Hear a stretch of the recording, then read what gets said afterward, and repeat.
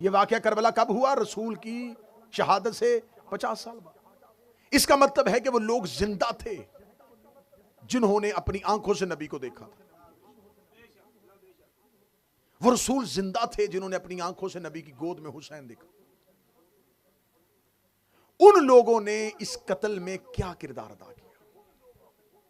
वो वाकया करबला में कहां थे? क्योंकि मुस्लिम उम्मा दो हिस्सों में तकसीम हो चुकी थी। एक वो थे जो यजीद की हुकूमत और यजीद की मुमलकत को इस्लामी हुकूमत समझ रहे थे, और ये लोग कौन से थे? नबी के दौर के लोग थे। आपने खिलाफत वाली तादाद पूरी करनी है तो आपको यजीद रखना पड़ेगा, क्योंकि वो खलीफा मुसलमानों का रहा है। आप कहते जी उसका किरदार बड़ा गंदा था, लेकिन वो खलीफा रहा है। तो यही बात तो हम कह रहे हैं कि किरदार ठीक नहीं थे और खलीफा रहे हैं। हर बंदे की ख्वाहिश होती है कि मुझे डॉक्टर मेडिसिन वो दे जो मैं आराम से खा लूं। इंजेक्शन कौन खुशी से लगवाता है भाई? तकलीफ वाला मरहला कौन खुशी से लेता है? यजीद मीठी गोली थी, खाली फौरी तौर पे कह दिया हाँ हाँ हाँ ले जाए, हम नहीं मानते। हजूर हम सिर्फ यजीद ही नहीं पकड़ेंगे, हमारी तो मजबूरी है, हम तो फिर जाएंगे कि आखिरी साजिश में कौन कौन कहां कहां से शरीक था। ये सब कुछ अचानक नहीं हुआ, अचानक हो गया। अचानक मुफ्तियों ने फतवे दे दिए हुसैन के कत्ल पे। वो जो मुफ्ती फतवे दे रहे थे वो वही मुफ्ती थे जो जुमा के खुतबों में मिंबरों पे अली को गालियां दे रहे थे। तो ये पूरी 50 साल में जो जमीन नबी के खानदान के खिलाफ तैयार हुई है, ये मेरा अहले सुन्नत भाई अचानक नहीं हुई।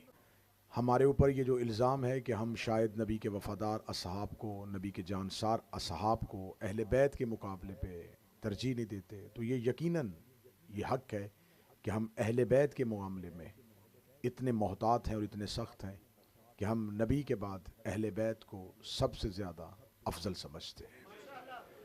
हम मौला अमीर अल मोमिनीन को रसूल अल्लाह का बिला फसल खलीफा मानते हैं। हमारे अकायद रोज़ रोशन की तरह अयां हैं। हम अपने अकायद में सिर्फ ये नहीं है कि हम खामोशी से या छुप के अपने अकायद का इजहार करते हैं, हम अपनी अज़ान में बरमला ये अपने अकीदे का इजहार करते हैं कि हम अली को रसूल अल्लाह का वसी मानते हैं और ख़लीफ़ा मानते हैं, और साथ हम ये भी कहते हैं बिला फसल कि हम बग़ैर फासले के खलीफा मानते हैं। हम जनाब सैयदा को सदीक़तुल कुबरा मानते हैं। उनका हक फ़दक जो था उस मुतालबे पे सैयदा को हक पर समझते हैं। हमारी ये अकायद रोज़ रोशन की तरह अया है। इन अकायद के बाद आप हमसे बात करें, आप हमसे गुफ्तगू करें, तो उसी इल्ज़ाम को ख़त्म करने के लिए हमने मुसलसल आपको दो तरह से आपके सामने वाज़े किया कि असहाब पैगम्बर में भी हर एक वफ़ादार पैगम्बर नहीं था। अगर सारे ही असहाब नबी के वफ़ादार होते तो फिर खुदा ने कुरान में सूरह मुनाफिकून किन के लिए नाज़िल की थी? मुसलमान काफिर की एक ही शक्ल थी, एक ही सूरत थी, इसलिए खुदा ने काफिरों के लिए एक ही सूरत भेजी, काफिरून। मुसलमान की एक ही शक्ल होती तो खुदा एक ही सूरत भेजता, मुस्लिमून।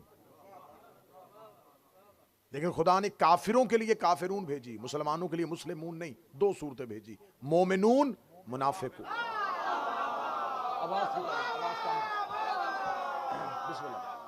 मोमिनून और मुनाफिकून। अब ये मुनाफिक जो होता है ये यहूदी नहीं है, ये ईसाई नहीं है। खुदा ने मुशरिकून भेज दी है, खुदा ने काफिरून भेज दी है, लेकिन यहां खुदा ने अगर मुनाफिकून सूरत भेजी है तो उससे मुराद यहूदी या ईसाई नहीं है। मुनाफिक निफाक से निकला है, निफाक नफक से निकला है, जिसके अंदर कुछ हो और वह जाहिर कुछ करे, जिसकी खुदा ने वाज़ेह तौर पे ये अलामत बता दी थी कि मेरा हबीब इनके दिलों में ईमान नहीं है, ये सिर्फ जुबान से ला इलाहा इल्लल्लाह कह रहे हैं। तो उस दौर का तकाजा था कि जो जुबान से भी कह देता था, मुसलमानों की स्ट्रेंथ नहीं थी, मुसलमानों की तादाद इतनी ज्यादा नहीं थी, जुबान से कहने वाले को भी मुसलमान समझा जाता था। लेकिन खुदा ने जब मुसलमानों की अक्सरियत बन गई, जब मुसलमानों की जमात एक कसीर तादाद में तब्दील हो गई, तो खुदा ने कहा मेरा हबीब अब वाज़े कर दे कि अब ये जितना जौग दर जौग लश्कर मुसलमान हो रहा है, ये सारे ही मुसलमान नहीं है। अब इनके अंदर दो ग्रोह हैं, एक है मोमिनून और एक है मुनाफिकून। दौरे पैगंबर पे नबी और अल्लाह को खबर थी, क्योंकि रसूल की महफिल में लोग बैठते थे, दिल के अंदर कुछ होता था, जुबान पे कुछ होता। जो ही महफिल रसूल से निकलते थे, फिर रसूल की महफिल से निकल के वो खुल के अपने अकीदे का इजहार करते थे, और खुदा बजरिया जिब्राइल रसूल को हुक्म पहुंचा देते थे, मेरा हबीब ये जो अभी तेरे पास से उठ के गए, अभी अभी ये तेरे पास जो बैठे हुए थे, इन्होंने तेरी गैर मौजूदगी में तेरी इस बात का ये मजाक उड़ाया है।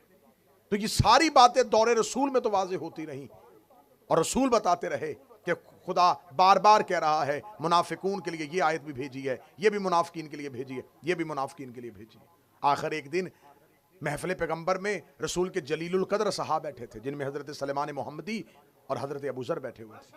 उन्होंने कहा या रसूलल्लाह, आपकी जिंदगी में तो पता चल गया है कि कुरान बता देता है कि मुनाफिक कौन है, लेकिन आपके जाने के बाद जब आयतें नहीं उतरा करेंगे तो कैसे पता चलेगा कि मुनाफिक कौन सा है।